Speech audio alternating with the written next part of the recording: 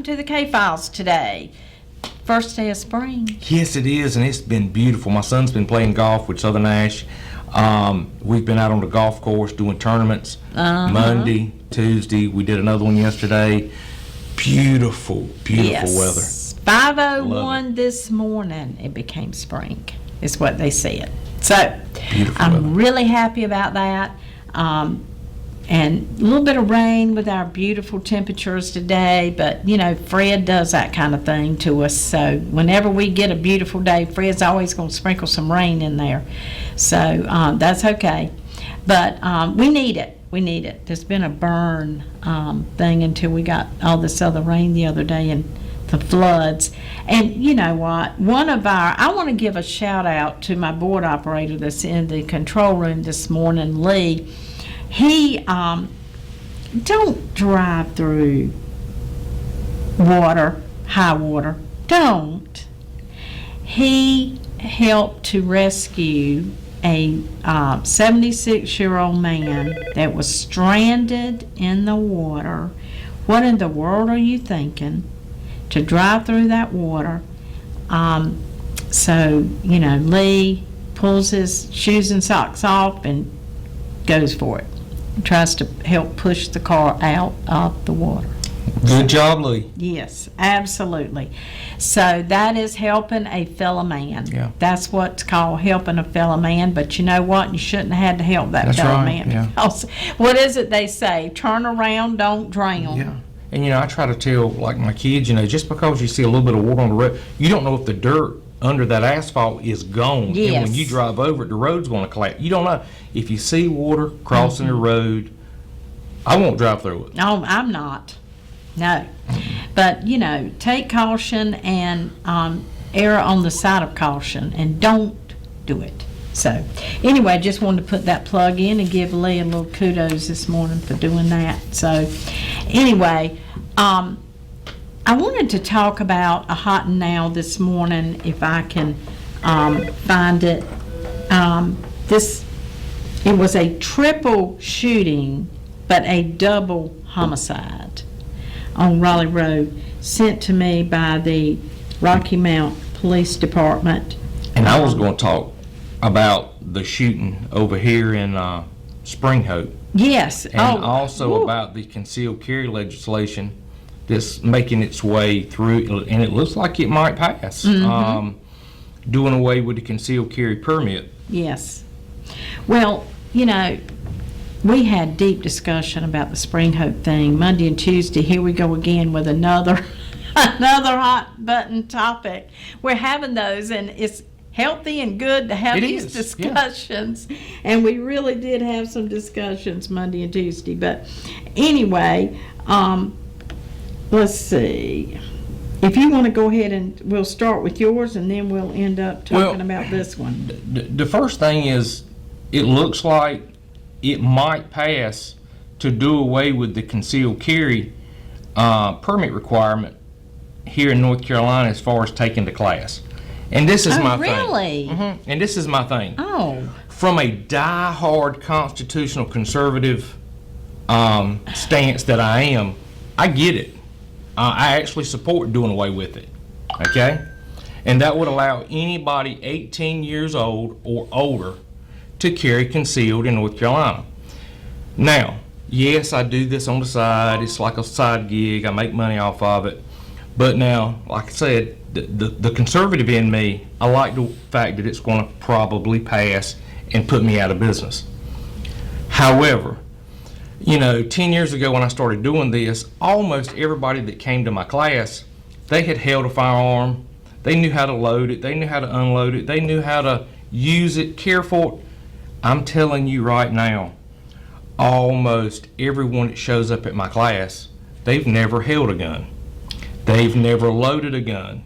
They know nothing about basic firearm safety. And this is where I think we're getting into it's a bad idea. And that is there should be some type of a requirement for educational purposes. Because there's a lot of people that don't know. Well, I was going to say, I took the concealed carry class. Do you know how much I learned in that class? I learned a lot in that class.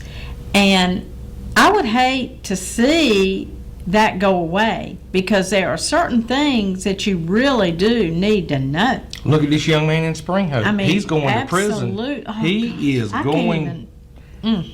I'm not finding him guilty. He deserves the benefit of the doubt. He deserves a free and impartial trial by jury. He deserves all of that. But I'm telling you, it does not look It does good. not look promising. And, you know, I have mixed feelings. Now, I do have mixed feelings about the amount of bond he got. What in the world? Hey, what was it? Half a million dollars. Why? Yeah. Why? Yeah. That I mean, guy. he's not a flight risk. He's not No. going. I mean, he was raised down here. He's from Southern Nash County. I mean, he went to Southern Nash. I mean, there is no flight risk. I heard he was a good guy. Yep. From I know somebody that knows his parents. Yep. They said really good parents. I mean, why in the world? That I haven't understood yet, the bond. But it's hard, you know, when somebody messes with your property. And see, that's Something that else. I work hard for, you're going to come and steal? But North Carolina state law does not allow the use of deadly force Right. to prevent A the property theft crime. of property. Yes. So when the sheriff's department rolled up and said, "Look, were you afraid for your life?" Oh, God. And he said, "No." In that moment, there's a problem. Well, you know what? If somebody's on my property, I don't know if they got a gun or not. Yes, I'm afraid for my life. I sure am. And when you take my class, one of the things that we go over is, let's say you are involved in a shooting. Let's Right. just say, let me tell you something. If I was involved in a shooting today, and the sheriff shows up and says, "JP, what happened?" You know what I'm going to tell the sheriff? What? I'm going to say, "Sheriff, I want to cooperate. I will cooperate as soon as my attorney gets here." Because your attorney is going to come in and talk to you confidentially. He's going to say, "JP, what happened?" I'm going to give the attorney the facts as to what has happened, and that attorney is going to answer to the sheriff. Yes. JP did this, and he did it because of this, and that. If that young man, and I'm not telling you not to cooperate with law enforcement, I'm just saying you have a constitutional right That's right. not to incriminate yourself. When law enforcement tells you have the right to remain silent, folks, I'm telling you, you better take advantage of it.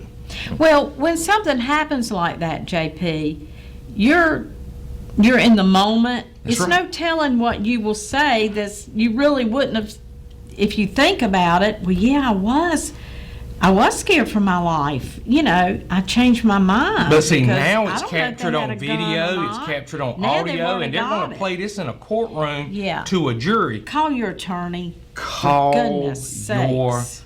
attorney. Yes. Yes. That attorney. See, law enforcement want to solve this crime. They're not out to hang you. Yeah. They're not, but they can't cover for you neither. Yeah, Okay. that's right. They're on a fact-finding mission, and if you sit there and say, "Look, yeah, man, I wasn't scared.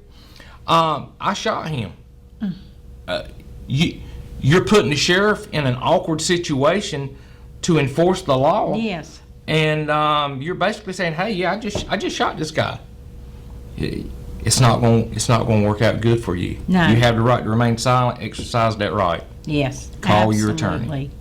Because if you just took someone's life or you just used deadly force, you're not thinking clearly. Right. I'm sure this guy was probably jacked up with adrenaline to the point that Yes. he felt like he needed to speak. Yep.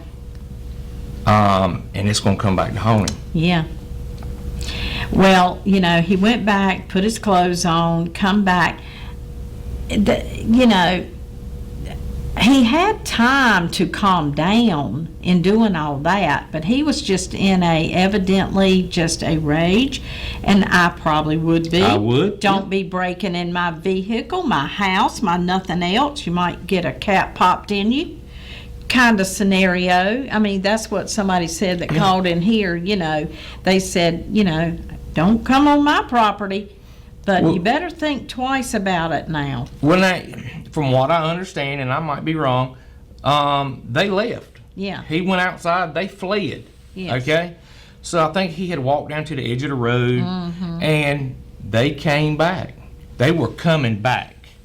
Now I would make the point and argue if he had shot through the windshield, okay, and struck this person in the face or in the front of the body, he could have said, "Look, they left. They were coming back. I was afraid for my life." Is that reasonable? Yeah. It is actually. Yeah.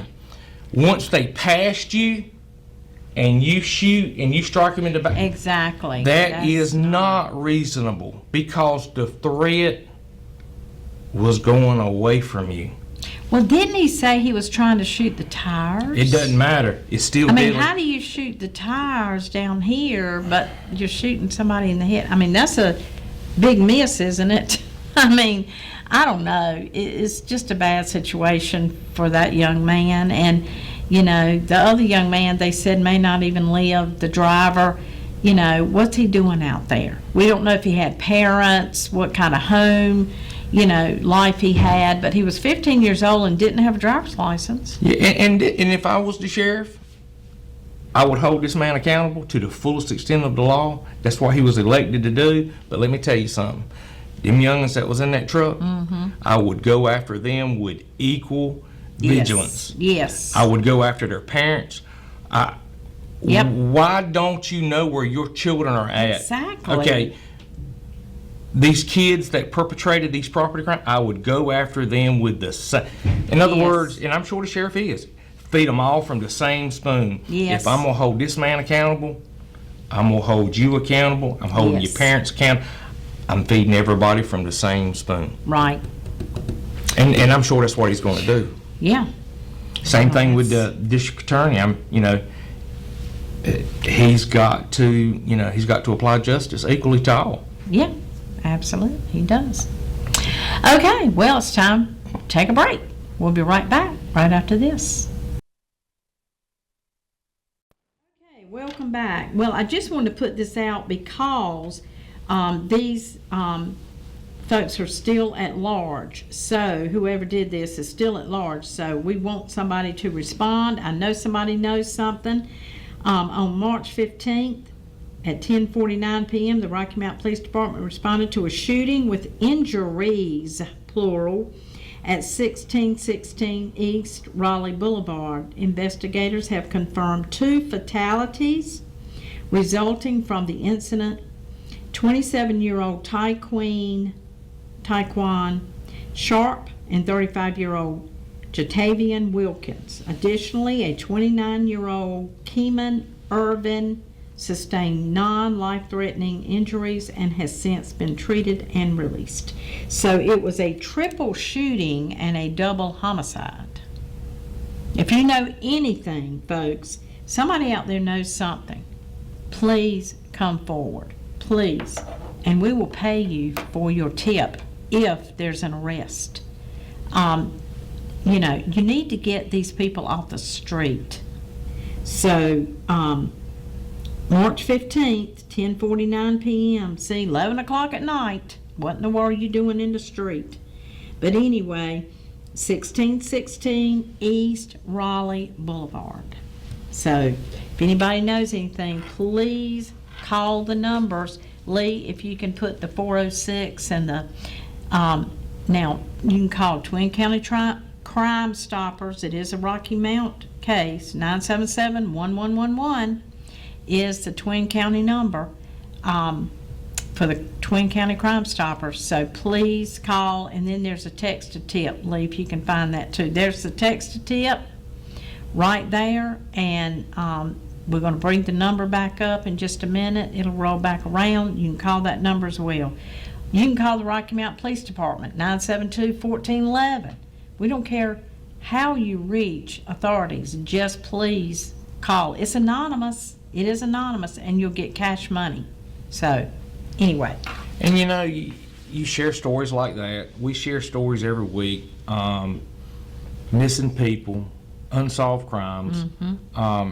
this just goes back to something we were talking about earlier, and that is carrying concealed. Folks, you need to carry concealed.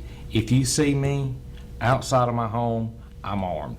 If you see me at the mall, I'm armed. If you see me out grocery shopping, if you see me out with my family anywhere, Right. I'm armed.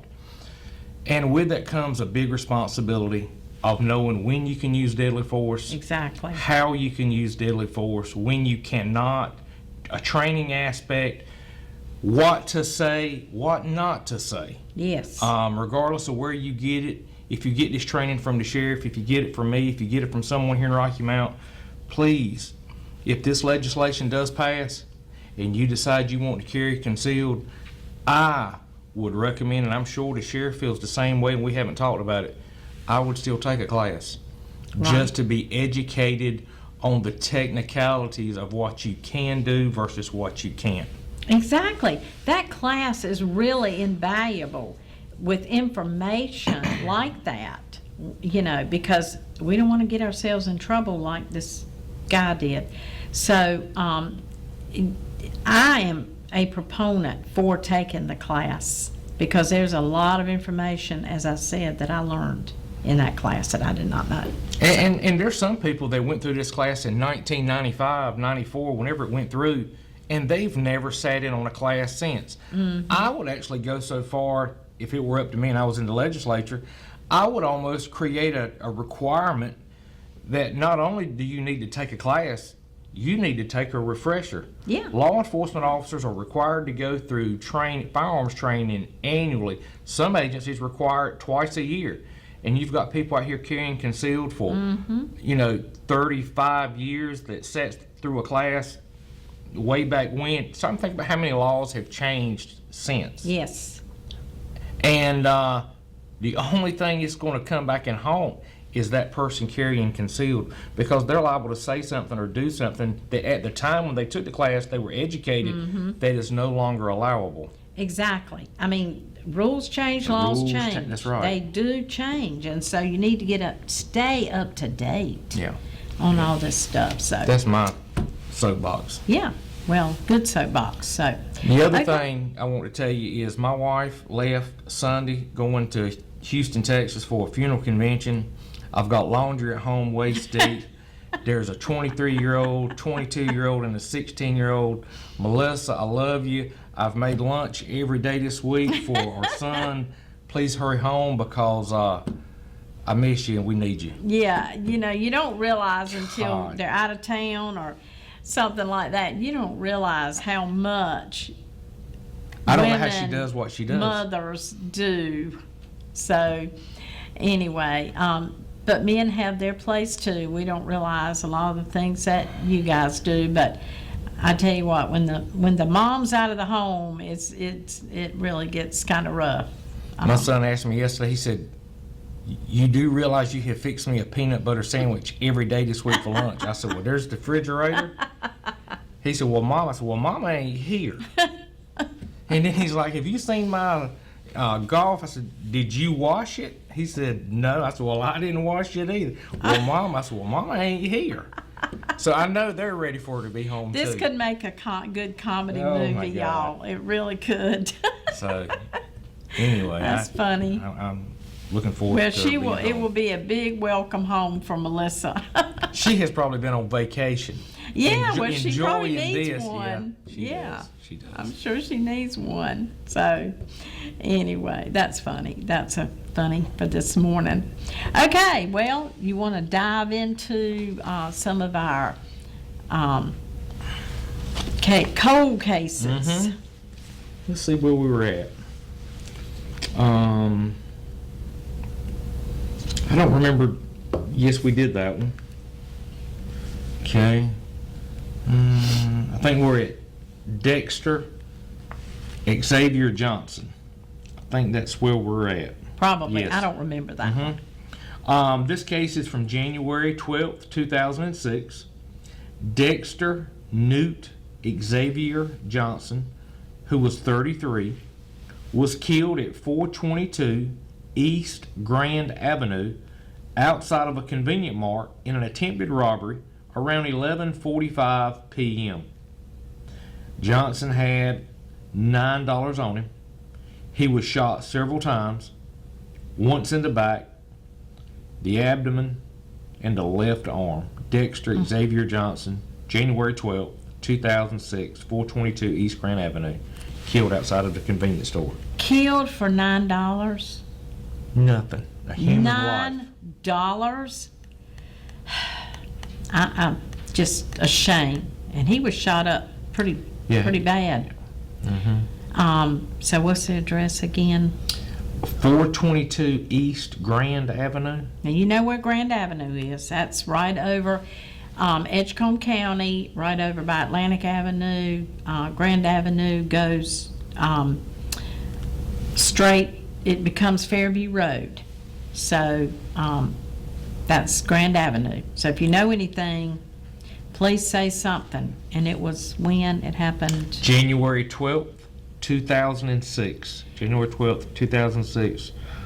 It's been a while, but still, if you know, you know. So you need to come forward. Look at how long this family has been going without closure. 20 years. So almost. So, you know, we need to give this family closure. We need to get this person off the street. I'm sure he's committed other crimes and still committing crimes. So we need to find out who did this. We've got more details on this next case. This is from November 24th, 2006. Wilbert Kane. Wilbert Kane was 58 years old. He was in the Hobgood community in Halifax around 8:30 p.m. on November 24th, 2006, when he was walking and was approached by 3 robbers that were looking for a suspected drug house. The suspects threatened him and had him go to the door of the drug house. The owner of the drug house opened the door. The suspects forced their way into the home and robbed them. When the suspects left the house, they shot Kane and the neighbor. Kane did not survive his injuries. Kane had no dealings with the drug house and just happened to be an inconvenient bystander. The alleged gunmen were in a dark-colored SUV with a chrome grille. So they basically used this man to make entrance because they were afraid that whoever was operating the drug house would recognize them and probably not let them in. But there's a part I don't understand. Okay, so he gets them in the drug house. I get that. But he was in no trouble. He didn't have anything to do with the drug house at all. Why did he not leave? Well, they probably had him at gunpoint. They were probably using him as a, you know. Yeah, probably so. If it said they went in the house, but I guess they might have had somebody else maybe had a gun on him too. Who knows? Wow. Well, this innocent man was killed. So if you know anything, please come forward. And the address was? It just says the only reference is a drug house. Wow. Yeah, there's no road mentioned. There's no address helpful. mentioned. It just says Hobgood Community. Hobgood Community. Okay. Well, if anybody knows anything, this will be on YouTube. I know it's in Hobgood, but this will be on YouTube. So we will pay out. We will pay you cash money within 2 days. You'll be handed the money. It will be anonymous. There's no reason for you not to come forward if you know something about this crime.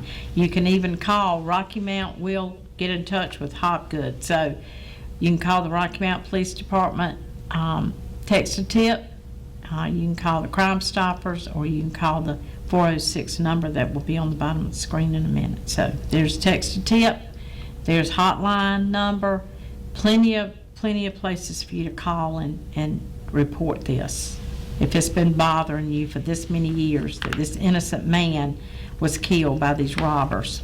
JP, I'll let you continue on. Maybe we'll get a couple of cases in before we go off the air today. This is kind of a long one, but it's a very high-profile case that I was hoping that we would get some movement in here. The Baby John Nash case. Baby John Nash. This case is from February 7th, 2007, around 1:15 p.m., a homeless man searching the dumpster behind the food line on Harbor West Drive in Rocky Mount when he came across a Cheetos bucket. When he saw the Cheetos bucket, he saw what he thought was a baby doll inside. He picked it up by the leg and realized that it was a real baby. Imagine that. He notified law enforcement immediately. Rocky Mount Police Department started investigating and revealed that the newborn was a white male, possibly born around February 5th, 2007, and still had his umbilical cord attached. The medical examiner noted that the baby was alive at one time. He had air in his stomach and lungs, which was evidence of a live birth. The Cheetos bucket was not sold in the Rocky Mount area at the time. It was sold primarily in northern states. Law enforcement named the baby Baby John Nash. Baby John Nash weighed 7 pounds 5 ounces and was nearly 21 inches long. The mother would have been pregnant around May through June 2006 through January 2007. The mother could have been from up north where the Cheetos bucket was sold, or it could have just been an overall coincidence. You know, we've talked with Rocky Mount PD over the years about this case time and time again, and they're always hoping for that next break, that next piece of evidence. They were hoping at one time for some DNA evidence. And, Yes. you know, just there was some hope that there would be some movement, but apparently that I don't know didn't. what happened with the DNA, but they were about to get it back, from what I understood. We'll have to ask Rocky Mount about that case, but from what I understood, I mean, they were about to get and that's what they needed. They said they really needed that.